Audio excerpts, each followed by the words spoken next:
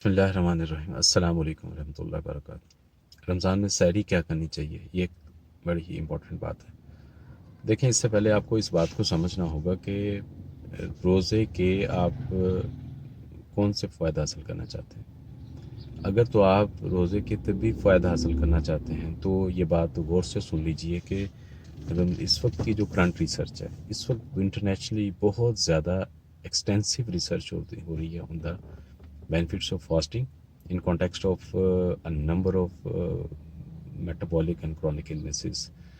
Uh, इस research को अगर हम मुख्तसर सा भी जायज़ा लें तो हमें ये क्लियर होगा कि रोज़ा एक परमानेंट सोल्यूशन है for all kind of illnesses like hypertension, blood pressure जिसे हम कहते हैं, डायबिटीज़, शुगर, दिल की बीमारियां, मोटापा, जोड़ों का दर्द, मैदे के मसाइल, जिगर के मसाइल।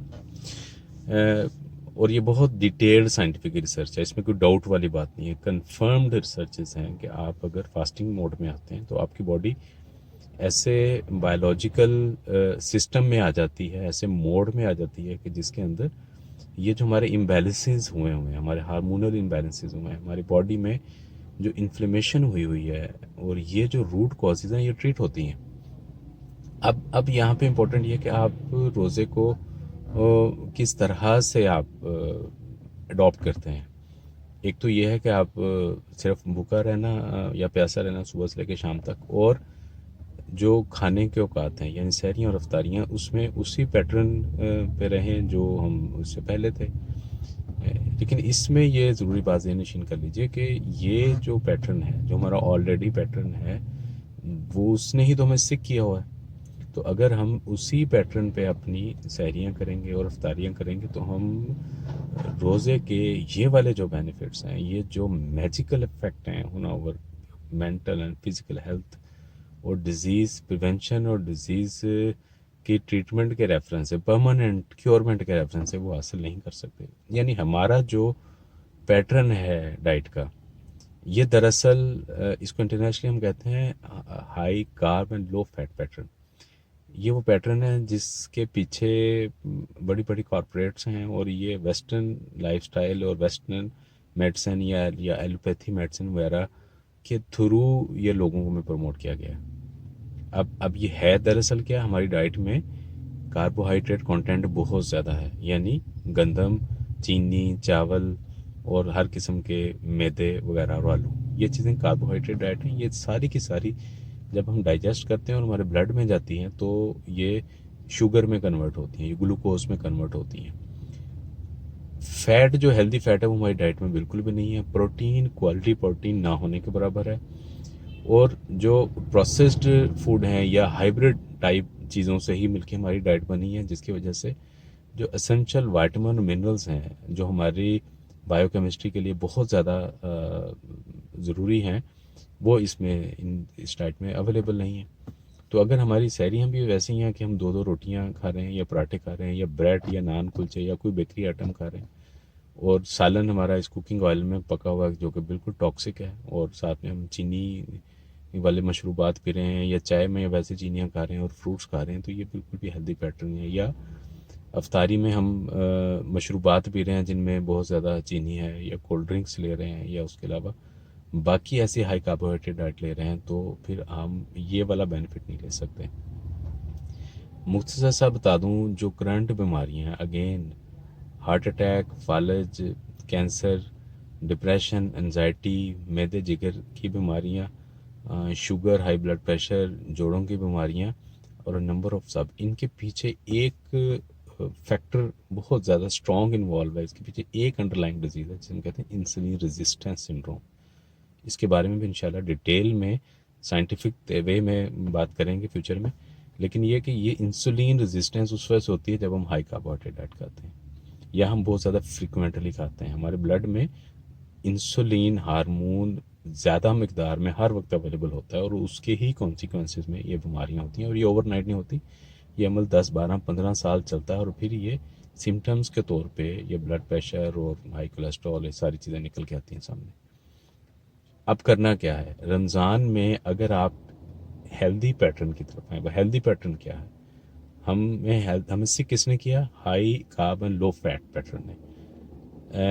अगर हम हाई फैट और लो कार्ब पैटर्न में आ जाएं, यानी हेल्दी फैट्स हमारी खुराक में ज़्यादा आ जाएं, और जो ये कार्बोहाइड्रेट्स हैं इनकी मकदार कम से कम हो, और प्रोटीन अच्छी क्वालिटी की प्रोटीन इसमें एडअप हो, और होल फूड और मैक्सिमम पॉसिबल ऑर्गेनिक फूड हम लें जिनके अंदर विटामिन मिनरल फाइबर्स भी अवेलेबल होंगे, तो हमारी बॉडी फैट मोड में आएगी। हमारी बॉडी रमज़ान की बरकतों की वजह से फैट एडॉप्टिव हो जाएगी, यानी फैट को फैट क्या है? घी, हेल्दी ऑयल, चर्बी, इन चीज़ों को बर्न करेगी, जो कि ऑलरेडी नहीं कर रही। ये हमारा सिस्टम फैट बर्निंग वाला इनएक्टिव हुआ है। ये हमारा सिस्टम दरअसल इस जो अगेन मॉडर्न या वेस्टर्न डाइटिंग पैटर्न की वजह से ये वर्क नहीं कर रहा, इसको जंग लगा हुआ है। रमज़ान वो महीना जिसमें वो ये जंग उतरता है, यानी हमारी एक इंतहाई खूबसूरत बॉडी का प्रोसेस जिसमें बॉडी फैट को इस्तेमाल करती है एज एनर्जी सोर्स, वो एक्टिवेट हो जाता है, वो काम करना शुरू कर देता है, अगर हम उसको सही तरह से वो पैटर्न दें। तो मैं आज सिर्फ सैरी पे बात करूँगा। इस एक महीने के लिए आपने आपको ट्राई दीजिए। सैरी के अंदर आप अंडे इस्तेमाल करें, देसी घी उसमें डाल के, सब्जियां डाल के ऑमलेट बनाएं, वो खाएं। आप बोन ब्रोथ लें या यखनी को इस्तेमाल कीजिए। आप ड्राई फ्रूट उसमें इस्तेमाल कीजिए। फ्रूट बिल्कुल यूज़ ना करें। ब्रेड जितनी कम हो सकती है, ब्रेड तो खानी नहीं है बिल्कुल भी, नान कुलचा भी नहीं खाना। रोटी कम से कम अगर आप करना भी चाहते हैं तो इस्तेमाल करें।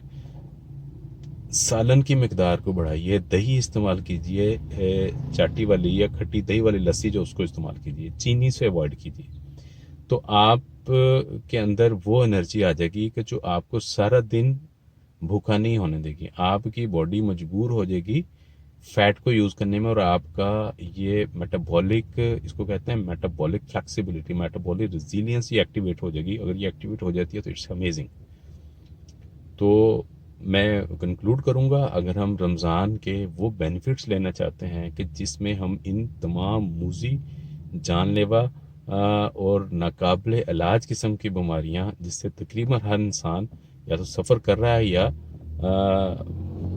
करने करने जा रहा है फ्यूचर के अंदर, उनसे बचना चाहते हैं, तो अपने आप को हाई फैट और लो कार्ब पैटर्न पे लेके आएँ। अपनी डाइट में जो चीज़ें मैंने आपसे डिस्कस की हैं, हाई फैट्स, देसी घी, मक्खन, कोकोनट ऑयल या सरसों का तेल भी हो सकता है किसी हद तक, ऑलिव ऑयल, ये फैट डालें, प्रोटीन्स डालें गोश्त की सूरत में, अंडों की सूरत में, ड्राई फ्रूट्स लें, दही भी ले सकते हैं। ये वाले पैटर्न पे आप अपनी सैरी कीजिए, और इंशाल्लाह ताला नेक्स्ट में मैं आपको अफ्तारी का पैटर्न डिस्कस करूँगा कि आपने लो कार्ब और हाई फैट के कॉन्टेक्स्ट में कौन सी अफ्तारी लेनी है और किन चीज़ों से अवॉइड करना है। आप ये करके देखिए, और आई वुड सजेस्ट यू, अगर आप क्यूरियस हैं या अपने बारे में थोड़े आप केयरफुल हैं और आप कॉन्शियस हैं, तो आप अपने कुछ बुनियादी टेस्ट हैं वो आज करवा लीजिए, अभी करवा लीजिए, अपने पास रख लें उसका रिकॉर्ड। और रमज़ान के इस महीने के बाद रिमेनिंग जो 25-30 दिन बचते हैं उसके बाद फिर आप अपना टेस्ट करवा लीजिए, और आप एक सिग्निफिकेंट चेंज फील करेंगे, और आप अपने डॉक्टर खुद बन जाएंगे। आप खुद अपनी रिपोर्ट ऑर्डर करेंगे, आप खुद अपनी रिपोर्ट्स को स्टडी करेंगे, और आप इन डिफरेंसेस को आप विटनेस करेंगे। ये टेंजिबल और आप एविडेंस बेस्ड इसके बेनिफिट्स होंगे जिनको डिनाई नहीं किया जा सकता होगा, और आप फिर इंशाल्लाह खुशी खुशी इस पैटर्न को फ्यूचर में अडॉप्ट करेंगे।